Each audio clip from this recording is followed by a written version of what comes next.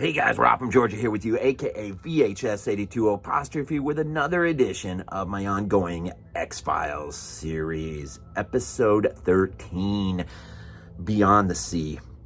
First airs January 7th, 1994. That makes it the first episode of a new year for us early on in this series.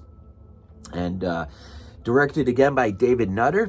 And written again by Glen Morgan and James Wong. Wow, what a freaking episode. Beyond the Sea. This is really Scully's episode. There's a lot going on, man, and I don't know how much I'll speak to it, but this is let's just start here. This is a real tough film. This is a real tough episode for me. It's got some really great, awesome things going on, but on a personal level, it's tough, man. Because I see things reflected in here, a reflection of, let's just say, relational dynamics that hit a little too close to home. And if you're really familiar with this episode, you'll know you'll kind of hint at, or get a hint of what I mean by that. But, it opens up with Scully entertaining, this is just after Christmas, entertaining her mom and dad. Both Don Davis and Sheila Larken play respectively her parents here. Captain William Scully, who is a veteran of the Navy, retired, and Margaret, her mom and dad. Involves... and I'll get back to that, but it involves a potential serial kidnap / killer, sort of, kind of like, I don't know, sort of his name is Lucas Jackson Henry, so sort of a take on Henry Lucas, right? Played by Lawrence King Phillips. There's another. Just hold on to his name here for a second, but there's a guy sitting in prison waiting for a return to the gas chamber for multiple killings, and really the story revolves around this particular character in part, who as a result of going to the gas chamber, but something, I can't remember what happens now. Something happens, and he doesn't have to go through with it, but the very fact of walking that close to knowing your life is going to end seemingly opens up this sort of psychic, kinetic ability to see things that, quite frankly, you would not want to see. But this, I'm not even going to call it a gift, but he sees it as sort of maybe a life raft of sorts that might, if he can help Mulder, Agent Mulder, who he's very familiar with, because it's Agent Mulder's profile that catches him in the first place years before and gets him into prison. And he read the profile on himself that Mulder sketched, and so realizes that his only way out of this getting executed is if he can convince Mulder in his own psychic abilities and intervene and save these latest two kids. Now it happens yearly, and save these two kids that have been kidnapped and presumably within 5 days will be murdered. Now that scene you get when these two kids are making out, like you would at a drive-in or something, but they're at a place where they're in the car, and of course seemingly a police officer comes up, taps on the window, asks the kid to get out, and of course the rest is and so he thinks that if he can save these kids in the nick of time, that'll get him the reprieve he's looking for. Now, this guy at the centerpiece of this, obviously, you all know who it is right now, and it makes it so stinking enjoyable, and that is, of course, none other than Brad Dourif, man. And you see a lot of his, when he just sort of goes off the deep end, man. it's all Exorcist 3, man. Before Exorcist 3, if you know what I mean. His ability just to go psychotic, man, or just go wide-eyed, the use of his voice and how he projects it.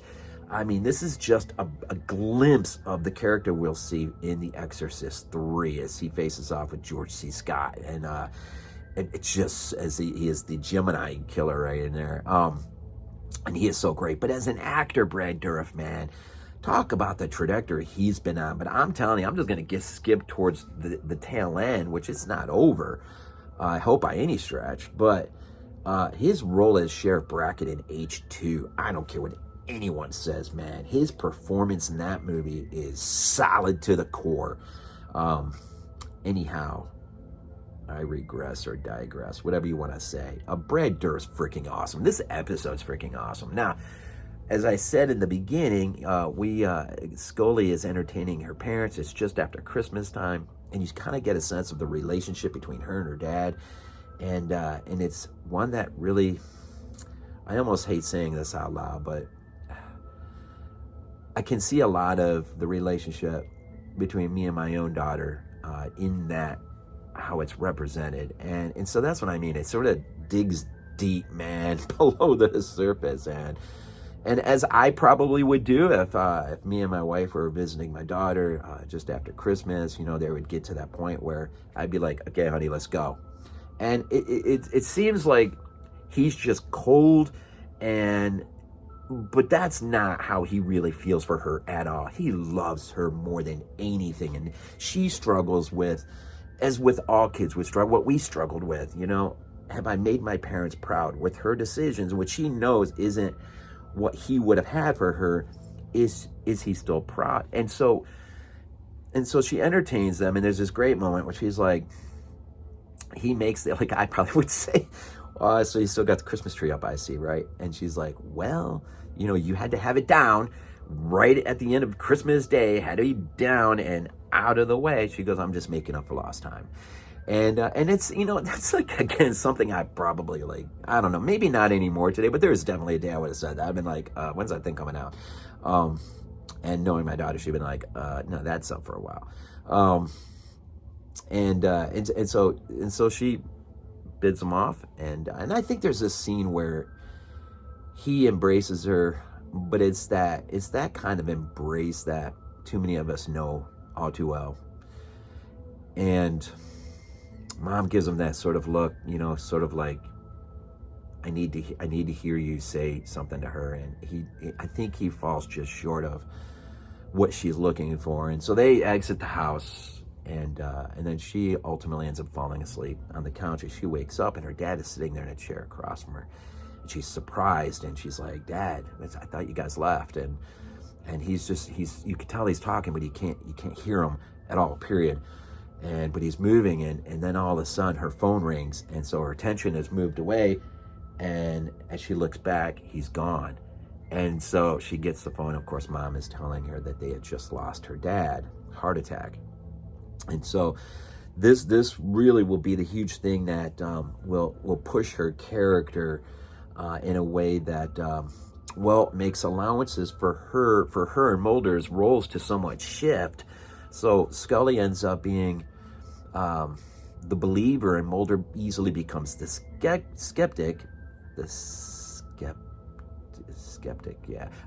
He doesn't believe in Boggs at all, who is the character we're referring to, Luther Lee Boggs, who is Brad Dourif, who is set to go to the gas chamber.